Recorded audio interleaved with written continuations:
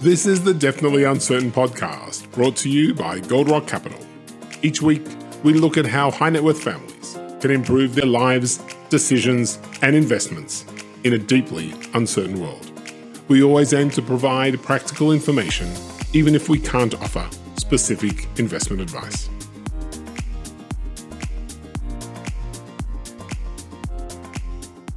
So, welcome to the Definitely Uncertain podcast by Goldrock Capital. My name is David Ram, and I'm a partner at Goldrock Capital, the more than 20-year-old multifamily office servicing high net worth investors in Israel and around the world.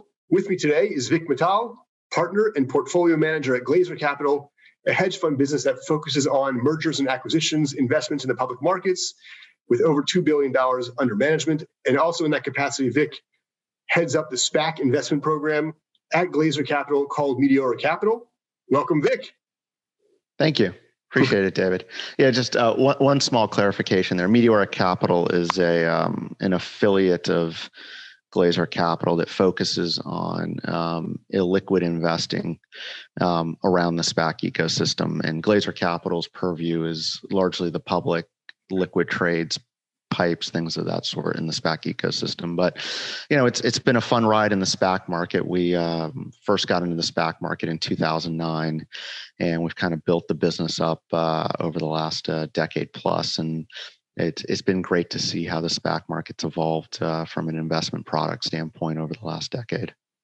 Yeah, it's definitely changed. I mean, I think maybe to kickstart the process, love if you can give us a quick intro to yourself personally, your backstory, and then maybe you can explain what is a SPAC, a special purpose acquisition company, for the audience, and then we can get into what's changed over the past 12 to 18 months or so, because a lot seemingly has changed as well.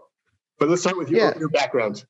Yeah, no, great question. So for my background, I was on the sell side as a mid-market banker in Palo Alto at Raymond James from 2002 to 2005, and was doing mid-market M&A transactions after the dot-com bubble burst in the Valley. And it was an interesting time. Saw a lot of negative enterprise value companies that were trying to be sold, burning a ton of cash. And in some way, it was a good background for what we're doing now, in that a lot of what SPACs are is just raising capital for companies. It's just an alternative form of capital raising by a SPAC sponsor and the underwriting banks that take out those SPACs.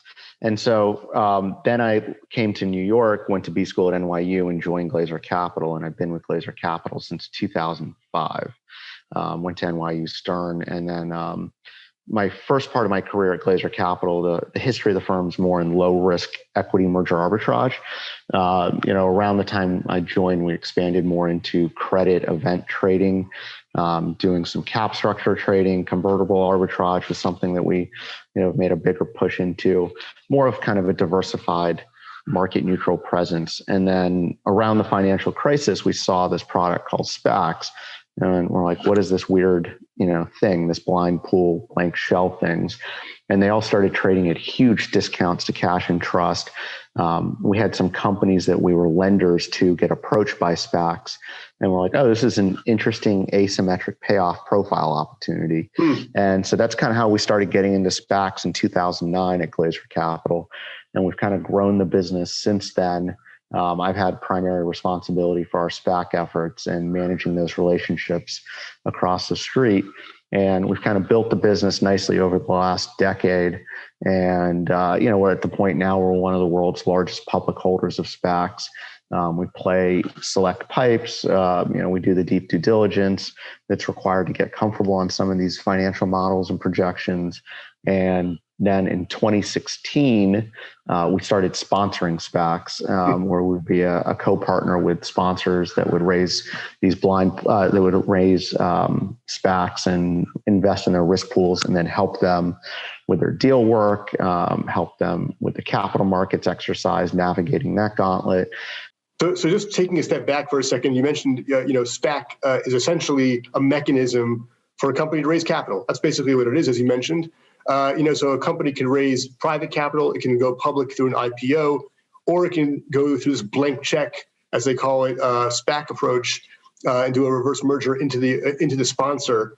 And typically, as far as I recall, a SPAC raises money and it has a certain period of time in order to transact one company, and that basically means that the stock trades at something in the neighborhood of $10 per share. Always, maybe there's a discount, maybe there's a premium if there's excitement, but basically about $10 per share until they identify that target, and then that new target reverses back into that company, the SPAC itself, and then becomes public through that blank check company. So it's been a boom in 2020 and 2021. I mean, as far as I recall, as you mentioned, 2009 was your starting year. It's 40, 50 a year typically historically. Last year there was 500. This year there's already been like 300 or 400 SPACs or something like that in 2021 alone, while the IPO market has about 170 or so IPOs, which is also, by the way, an amazing IPO year in general. But the SPAC market is blown up. And in Israel, I'm based in Israel, as you know, and Israel has seen an enormous amount of wealth creation over the past 18 months or so. Companies like IronSource and WeWork, Taboola, Payoneers, a whole long list of companies that have decided to raise capital through the SPAC mechanism. So how is SPACs different than an IPO? And is an IPO better, worse than a SPAC? Does it matter? Yeah, no, it's a great question. There are distinct differences. I think the main commonality is that SPACs are a form of raising capital, no different than a traditional IPO. SPACs offer some advantages and disadvantages. Certainly there's disadvantages. Let's start with the disadvantages. Sure. They're fairly dilutive instruments to the operating business that's going public, in the sense that there's the founder shares, there's the private placement warrants, there's the public warrants, there's the transaction expenses that tend to reduce the amount of cash per share issued to somewhere potentially in the $6 to $7 range, relative to an IPO, which is you're paying banks 5 to 7% underwriting fees on the capital raised. So a SPACs, if not done properly, they could end up being the dilution factor from a SPAC could be upwards of 7-8% of the pro forma cap table. Now, there's been some innovations in the market that Morgan Stanley with their sale model, Evercore has something caps model, that the promote is only earned upon a successful transaction and the stock trading over 10, whereas 90 some odd percent of SPACs, don't hold me that figure, are the more traditional structure where the sponsor for completing the IPO gets a 25% promote of the capital raised in founder shares. Wow. And they purchase private placement warrants for $1 or $1.50 to fund the working capital, to pay the underwriters and things like that. And then the public are issued warrants. Some of those dilutive features are coming out with these new structures, and also forfeitures and other things. And what we're also seeing is sponsors deferring their their founder shares into earnouts that are tied on share price performance, which is really the right metric, that you do a good deal. And we're seeing some of the top tier sponsors do that, like Michael Klein recently with the Lucid transaction. He agreed to a 3-year lockup. Goldman Sachs yesterday, actually, I'm not sure when Michael Klein's lockup is, but he agreed to a fairly long lockup on his transaction for Lucid. Yesterday, Goldman Sachs's SPAC GSAH announced a transaction for Mirion, a testing and measurement business. They converted most, if not all, of their sponsor promote, their founder shares, into an earnout structure that vested higher prices, and they put $200 million of their own capital into a $900 million pipe, and then backstop redemptions with $125 million commitment there. Thoma Bravo on their SPAC for IronSource, which is closing soon, they have a large backstop as well. So I think that's the true sponsorship you're seeing out of SPACs that I think gives it an advantage against an IPO. What you're saying is that there's a lot of SPACs that essentially are incentivized to close a deal. They get compensated significantly on closing that deal. And if they restructure it a little bit like you're suggesting, they could actually not only be incentivized to close the deal, which is not enough, but actually to generate value for the shareholders of that underlying company. So if they go to IPO at $10 per share, like they typically do, you got to make sure you're actually generating shareholder value above and beyond that $10 to realize most or all or whatever may be of that upside. Is that the idea? Exactly. And yeah, you nailed it on the head. And I think that's a very healthy development in the SPAC market, because I think that goes back to your question of the 400 or 500 SPACs that were raised in the last 6 to 9 month period. I think the unfortunate reality is a large percentage of those SPACs should not have been raised, because they were raised by individuals by and large that, really don't have the operational fortitude or pedigree and the capital base to truly sponsor and underwrite a company going public. And I think that's why you're seeing some of the negative reaction in the marketplace when these transactions are sold off projections and things of that sort that are, highly dubious in many respects. And, it's an unfortunate, and we'll see what happens. I mean, there is one school of thought that a decent percentage of the SPACs that were raised in the last 6 months will end up liquidating because they're not able to attract quality targets, or they end up doing transactions with very low quality companies that are not able to raise an institutional pipe. But what you are seeing, and this is, I think, my opinion, obviously I'm biased, is, a big believer in the SPAC product and someone who believes that it's got a permanent place in the capital formation process for private companies. And it's incredibly valuable for high quality private companies that are in growth mode. It's able to pull Series C, D, E companies out of the private markets and bring them into the public markets earlier, which is, a fantastic innovation in my opinion. It just comes down to the sophistication of the investors that are underwriting these. And so the transactions that have institutional pipes led by leading firms that have done proper due diligence and, spent the time to meet with management, to, do follow-up calls, build their own models, not just, look at the PowerPoint deck and make a decision. That's so much better than the traditional IPO process. Is it full private equity style due diligence? No, but it's probably private equity light. Are site visits happening from, the 20, 30 accounts that anchor a pipe? No, but, when we look to anchor a pipe or play a pipe in a meaningful way, we'll spend 8 to 10 hours in some fashion with management, expert network calls, follow up with the bankers, and they're very thoughtful, in-depth discussions. And we're able to come to our own view of the financial model that you just don't get in a traditional IPO when, you get access to a net roadshow and maybe a bank model and 20 minutes on the phone with a junior desk analyst, and then the thing prices. And I think from a private company standpoint, you get the S1, you get the filings though. You get huge, but the S1, if you look at how long an S1 is versus an S4, it's a fraction of the size. And it's just the engagement with management in the company. It's done over a 2 to 6 week period, typically on a SPAC transaction, versus an IPO roadshow process is usually 2 weeks or less. And it's usually 1 day for most investors. Right. And I think, for on the Meteora side of the business, and when we work with sponsors on SPACs and we're talking to operating companies and in the boardroom with those companies, they really value the confidentiality and the pricing exercise that a SPAC provides, where you can raise a large quantum of capital through the PIPE process. You don't have as much public pricing uncertainty as a traditional IPO, where you just don't know where the market's going to be. Right. And that happens on the, that can happen on the embarrassing side, where if a deal needs a recut, you never want that as a traditional IPO, because it probably kills your viability to do it if the bankers bring it out the wrong price.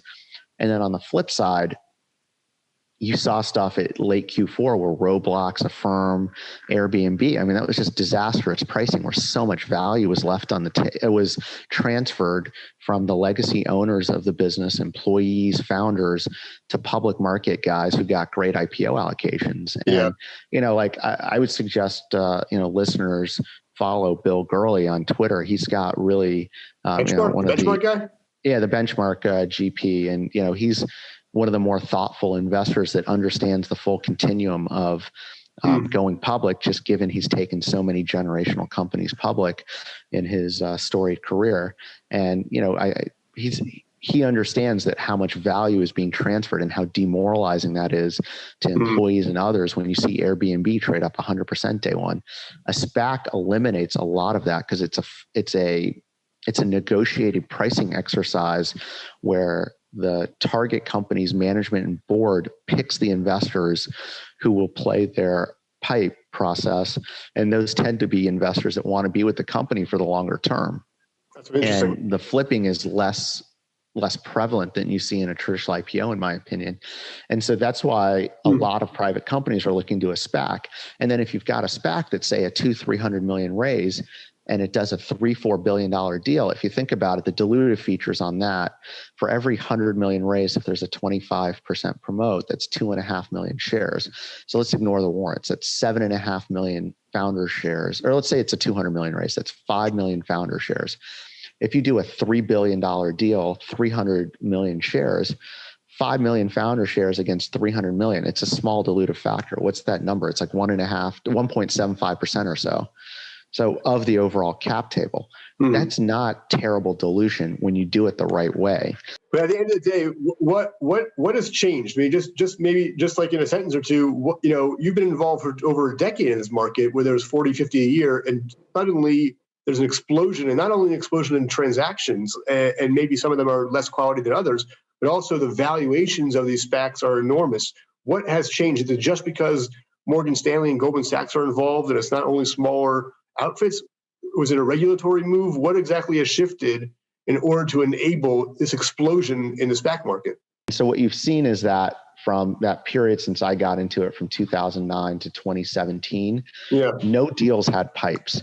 And interestingly, the first transaction that had a pipe was Haymaker, which was sponsored by Mistral Equity. And for full disclosure, the SVP on their 3 SPACs, Joe Tonis, joined my organization at Meteora Capital in February of this year to help run our sponsor engagement business. So the Gores Group was one of the first kind of builders of the institutional builders of SPACs as a form of raising capital. And I believe they've raised 13 SPACs that I think they've had 10 or so successful business combinations, some great transactions like Furtive. It was a spin out from Emerson Electric that they ended up taking public probably 2 or 3 years ago. And so, but going back to Haymaker in 2018, they took One Spa World. It was a destination cruise ship, health and wellness operator at resorts and cruise ships. It was the first SPAC to have an institutional pipe all the way back in 2018. Think about that. First SPAC to have an independent pipe, not ever that I'm aware of. Yeah. And so that one, Goldman Sachs Asset Management, Monashee, Neuberger Berman, where Charles Cantor, is one of the thought leaders in the SPAC industry now. He has a partnership with Chinchu on that SPAC franchise that provides a degree of permanent capital under their the N-Box complex. And so it was that 2018 time period that really started opening the eyes to the larger institutional bulge bracket banks that, this is a very viable form of capital raising. And, it's gotten to the point now where one of the neighbors in my condo building, he's a senior banker at Bank of America Sponsor Group. And, I see him in the morning when we're going on the ferry coming into the city from Hoboken. And he's like, I wake up every morning and I've got 100 emails from different parts of the bank talking about SPACs.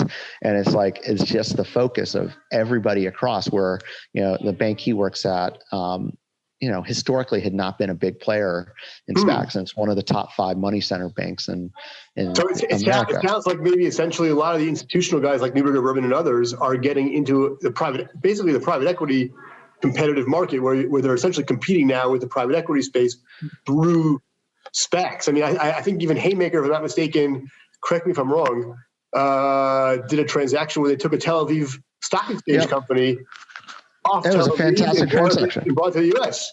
Mystery guys. Yeah, the Mystery guys. Yeah, Steve and Andy Hare and my guy Joe Tonis and Chris Bradley and their team are just, they're superstar operators. That was a very complex deal. They carved out a holding from an Israeli holding company controlled by Ari Kotler and a few others, the 7th largest C-store operator in the U.S. Arco GPM was a roll-up of, I think 20 different banners, 150 million plus of EBITDA, real transaction. I remember, Andy, we're partners of theirs and we're investors in their risk pool for their SPACs, just for full disclosure. And I remember Andy was, when they were doing that deal and closing in late December, he was having a tough time, even though it was being done at like 9-10 times EBITDA, like not a demanding multiple for a great business. It's going to see significant fuel margin uplift and a great roll-up strategy where you can acquire, 30, 40 regional gas stations Right. at 6-7 times. You synergize them, you improve the convenience store experience, you get purchasing power. With purchasing power, you get better pricing on the SKUs. And he's like, I would have had a lot more hair if I had just done a zero revenue EV deal. And I'm like, Andy, you don't have any hair as is. What does it matter? And he's like, I know. So it's, and I think that was some of the madness that occurred. But, that's why I hired a guy like Joe to work on my Meteora platform, because this is hard work to do these SPAC transactions. You've got to do serious due diligence. You've got to have a serious network. You've got to do serious heavy lifting.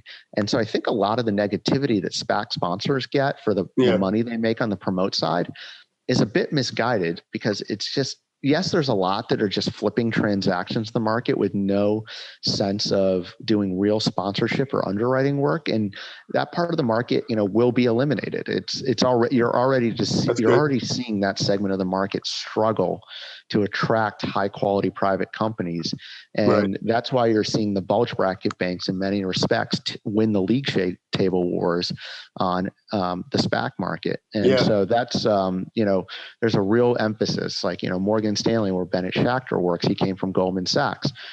They had not been a big player in SPAC underwritings up until the last year or two. And it's because the bank wanted to make sure that they were only working with the best operators that have a long-term focus on building value. And so, the headline risk, I think, is largely driven by, there's always a few bad actors, right? And it just happened in the SPAC market. We had this craze of too many SPACs raised, and now we're seeing a normalization of it. And it's like anything in capital markets. There's always an so ebb and flow. I know we're short on time, Vik, so I want to ask you one more question before I let you go, if that's okay. Absolutely. Yeah. I know that the SEC doesn't often send out warnings, but I think it was a few months ago they sent out a warning to the retail market, which you mentioned, the Reddit guys and the Wall Street bet guys. And they sent out a warning saying, try to avoid getting sucked into buying into SPACs before they identify a target, obviously, that are basically sponsored by celebrity or sponsored by big names and then driving up the prices. I mean, I got an email with a SEC warning to please try to avoid these kinds of purchases. That's very rare. Our clients are in the high net worth community. A lot of the audience is in the high net worth community looking at SPACs, thinking about how to take advantage or be a part of that trend in the market. Give us one or two tips for the high net worth community if they're thinking about getting involved in the SPAC market, and what to avoid or what to look for. Yeah, I mean, look, I guess the first thing would be to, not as a plug, but to find a strong investment manager that's got a decade plus of experience in the market and sponsored a bunch of SPACs and understands how to look at them and look at the teams and evaluate the transactions in a serious way. Hint, but no, I don't know if my compliance guys will let me pitch any of our products, but in all seriousness, you need to do the due diligence, right? You need to understand. And I don't think it's fair to call like all the celebrity sponsored SPACs is like kind of like a hypey whatever thing. There's a real place in the market for the late stage growth investors. Like, you look at, like Shaquille O'Neal, for example. I don't know him at all, obviously, or anything like that, but he seems to have a fantastic investing pedigree, post his NBA career, and has been a true businessman. And so I'm not sure what his involvement was in the Forest Road transaction or whichever one he's a board member of. But I think you have to look at the totality of who's on the SPAC sponsor team. Do they have the relevant industry pedigree? Have they been working in that industry for decades? Have they run public companies? Have they sat on the audit committee? Does the private company have a qualified CFO? Has the CEO of the private company, been somebody who you can give capital to? Those are the type of things you really need to focus on when you're doing the sponsor due diligence. It's almost like a fund to funds investment where you're giving your capital on a blind pool basis. You obviously retain your 10 put right as a public market investor, but that's the due diligence we do on sponsors that we partner with, right? We go through their backgrounds in great depth with them. We understand their relationships with the banks. Where will they see deal flow coming from? What private companies have they invested in that are in their Rolodex that are open to going public through their SPACs? And, those are obviously things as a public market investor you may not be able to ask or see as readily. But, if you look at the public filings and things of that sort, you get the ability to see more of that. But it's some of that because I think, there's a lot of information out there now in the age of the internet and these forums and stuff. And so I think it gives the entire continuum, including your, the family offices and the high net worth community that you work with. It's, it gives them a great opportunity to kind of synthesize a lot of information that institutional investors like us are able to do by working 16, 18-hour days and having a deep team that's focused on this. Obviously, most of these people have day jobs and are doing other things, but if they want to do that level of principal investing due diligence, there's a lot of good information out there that they can use as part of their research process. Right. It's been a crazy ride with the whole SPAC. I'll tell you that. I mean, it used to be a cash plus, hold my cash for a little while until I need it for something else. And now it's like a real volatile market. It's great. That's why we're so excited about the product. Guys like Chamath and Neuron, when they first took Virgin Galactic public, that really opened up, I think, the eyes to the marketplace that a Series C or D type investment could go public earlier. And that's why you're now seeing venture capitalists and private equity firms get into the SPAC market because they realize they need another avenue of capital formation because to some extent, late stage VC guys are getting disintermediated. That's right. They were first getting disintermediated by the Tiger Globals, the D1s and stuff like that have started, really getting into the late stage growth market. And now private equity is seeing that it's a really good way of capital formation and owning companies and creating value that way. That's it. But look, we're excited here at Meteora Capital and Glazer Capital about the opportunity in SPACs. There's a lot of them. Yes, there will be ones that do terrible deals, but that's where an active management strategy and doing proper due diligence and underwriting work, you just got to do the work. Honestly, I mean, that's been my, that's the only reason I've had any success in my career is just by doing the work. And so I think, those that do the work will be rewarded. That's great. Well, Vik, this has been great. I really appreciate your time on your busy schedule, and let's definitely stay in touch. And I want to thank everyone for listening to the Definitely Uncertain podcast by Goldrock Capital. Take care.